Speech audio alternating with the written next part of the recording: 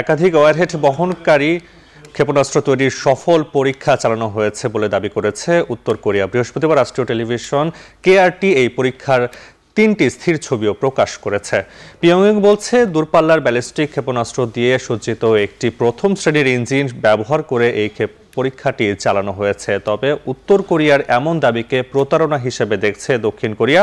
তাদের সামরিক বাহিনী বলছে, পিয়ংইয়ং পরীক্ষাটি চালিয়ে ব্যর্থ হয়েছে। দক্ষিণ কোরিয়া এবং মার্কিন সামরিক বাহিনীর যৌথ বিশ্লেষণ তথ্য বলছে, প্রাথমিক পর্যায়ে উত্তর কোরিয়ার ক্ষেপণাস্ত্রটি টুকরো টুকরো হয়ে বিস্ফোরিত হয়েছে।